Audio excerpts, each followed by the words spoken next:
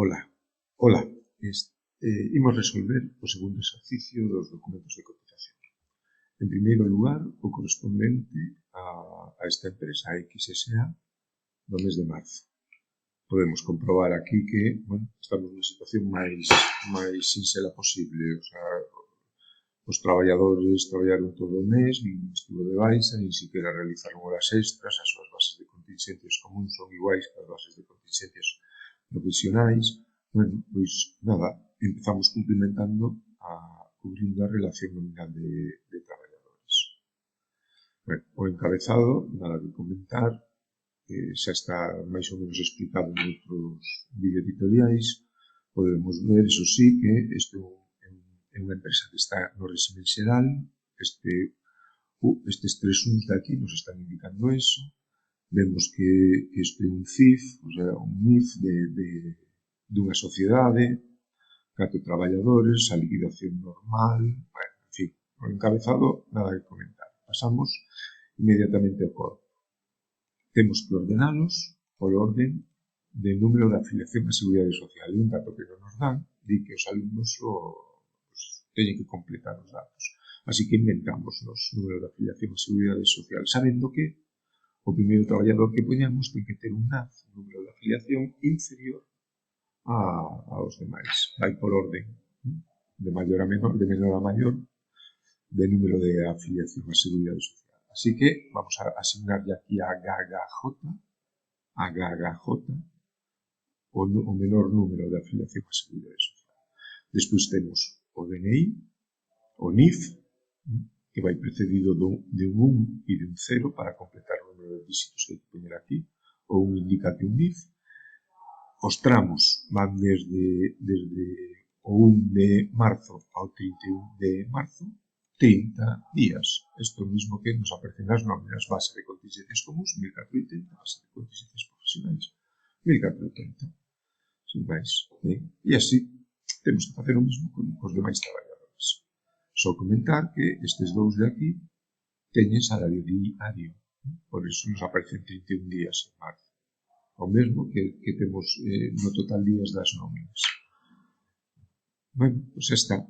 E agora, si unha cousa que nos imos necesitar para calcular o recibo de liquidación de cotizacións é a consideración que ten, por un lado, José, de traballador que realiza traballos exclusivos de oficina. Aqueles traballadores con traballos exclusivos de oficina teñen unha cotización diferente por accidentes de traballo e temos que ter eso en conta. Neste caso son José e Ana. Ana é a segunda, esta, Loloa. Por eso, nas súas bases de accidentes de traballo, poñemos unha aí. Simplemente para que nos sirva despois como referencia para calcular, para facer os cálculos no recibo de liquidación de cotizacións. E unha última cousa, aquí en T, este T que puxen aquí tamén é para sinalar aqueles traballadores que van a ter unha cotización por desemprego maior, que son os que teñen contratos temporais deste eventual por circunstancias da produción ou o contrato por obra ou servizo determinado, que neste caso 402 é un dos dous estes, ahora mesmo non recordo cal é. Bueno, os contratos indefinidos, os contratos en prácticas, os contratos de sustitución, os contratos de relevo, bueno, xa sabemos que teñen un mesmo tipo de cotización por desemprego que o menor. Só este traballador ten un tipo diferente de desemprego, polo tipo de contrato que ten. Aquí están as sumas, suma das bases de contingencias comuns e suma das bases de contingencias profesionais. Bien, nada máis que comentar desta relación nominal de traballadores, porque iso non hai máis que dicir. Vamos ao recibo de liquidación de cotizacións. E empezamos polas contingencias comuns. Contingencias comuns que trasladamos de aquí, 5.667, colocámolas aquí e aplicamos o 28,3%. O 28,3% que é a cotización por contingencias comuns. A suma da cuota empresarial e da cuota patronal. 28,3% desto, xa está.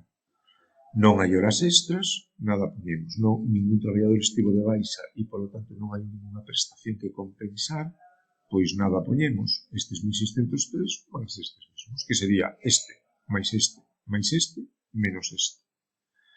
Accidentes de traballo, vale, é a mesma base, pero aquí sí que temos unha pequena dificultade, e é que non hai un tipo único como aquí arriba. Non podemos aplicar o 28,3. Temos que ver, en primeiro lugar, que actividade realiza a empresa. A empresa está encargada no Código da CNAE, Código Nacional de Actividades Económicas 46. Vale. Entón, temos aquí este cadriño dunha parte dos códigos da CNAE, non son todos, e buscamos o 46. Dedícase a comercio al por mayor e intermediarios del comercio, excepto de vehículos, motores e motocicletas. Comercio por xunto. Ben, estos son os seus tipos de cotización por accidentes de traballo. Pero, hai traballadores da empresa que, polo tipo de tarefas que desenvolve, pois que non se lle aplican estes tipos. Estes se lle aplican todos aqueles que traballan no almacén, no proceso de vendas, en fin, que realizan as tarefas propias desta actividade. Pero os que están na oficina todo o día, eses non. Eses teñen outro tipo diferente que este, un tipo inferior. E se a empresa contratase, cando digo contratase, con contrato de traballo, non que subcontrate fora, a vixiantes, por exemplo, pues, entón, eses tampouco cotizarían por esa cantidade que teñen os traballadores desta actividade, senón que, pola súa propia, teñen outros tipos superiores.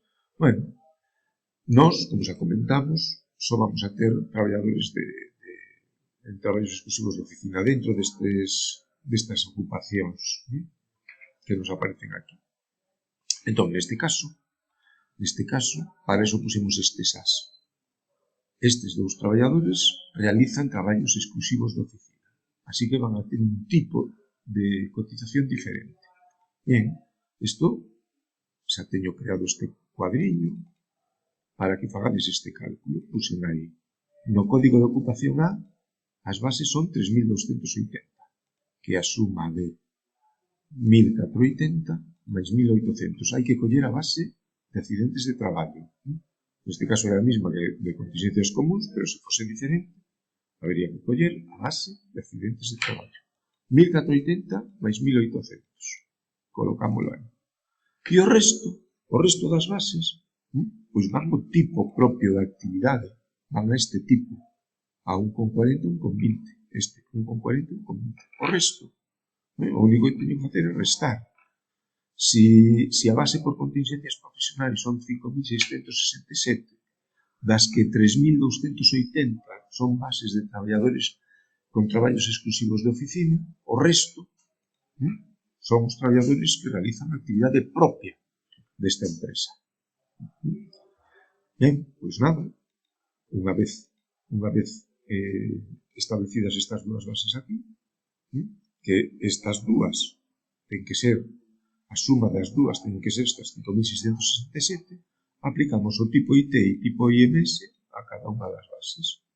Tipo IT, por base de AT e IP da actividade normal da empresa, pois nos dá a cuota IT, 33,42, 1,40 por 2.377.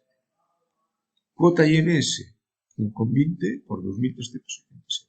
E o mesmo para este, 0,65 por 3.280 é este, e 0,35 por 100 por 3.280 é este.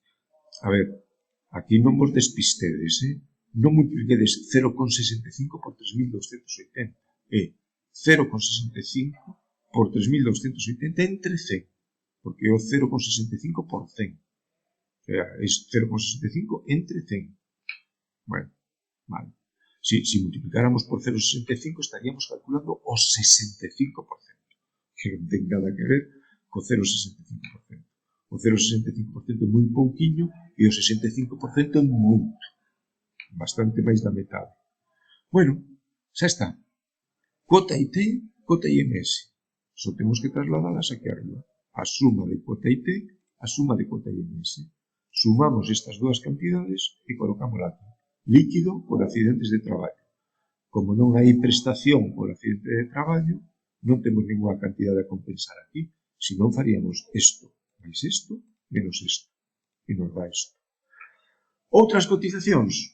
Aquí temos outra vez algo similar. Sabemos que hai distintos tipos por culpa do desemprego, que o desemprego ten distintos tipos.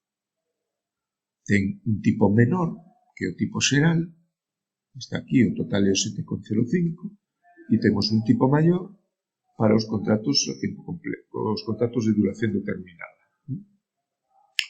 Que en realidade son eses dous que xa dixen antes. Bueno, o eventual por circunstancias da produción e o por obra de servicio determinado. Como hai dous tipos diferentes, non podemos multiplicar aquí directamente, temos que facer cálculos fora. Facémolos aquí. E entón, para isto marquei antes aquí con T, aqueles traballadores que teñen o tipo alto, por ter un deses dous contratos. Estes 1147, coloco aquí, pues, temporal, e a este aplico yo 9,20%. De onde sai o 9,20%? Pois de 8,30 por desemprego. Este é o desemprego. 8,30 por desemprego, 0,20 fogasa, 0,70 formación profesional. A suma dos tres son estas outras cotizacións. 8,30, 8,50, 9,20. E aí está, 9,20. E o resto dos traballadores? Ata completar os 5.667 euros de base de accidente de traballo. Pois son isto, por diferencia, entendeu? 5.667 menos 1.147 dá 4.520. A este se lle aplica o tipo menos 7,95, que é a suma de 7,05 máis 0,20 máis 0,70, 7,95. E agora sí, aplicamos aí o tipo a base, obtemos a cota, obtemos outra cota, sumamos e trasladamos aquí. Trasladamos aí. Bueno, aquí en realidade. E agora aquí en líquido de outras cotizacións sería isto menos as bonificacións, que nos non vamos a ter nunca, isto menos isto dá isto. E agora sumamos contingencias xerais con contingencias comuns. Bomba. Accidente de traballo, 94. Outras cotizacións, 464. Total, 2.163. E así temos feito o recibo de liquidación de cotizacións. Claro, da forma máis sinxela posible. Ainda que máis sinxela sería que non tivésemos dos traballadores con este tipo de actividade de traballos de oficina, nin este con traballo temporal. Teríamos un único tipo de accidentes de traballo para accidentes de traballo e para outras cotizacións. Bueno, xa está. Con isto queda listo o exercicio a partir de marzo. Noutro vídeo farei o de abril, que vai a ser un pouquinho máis complicado.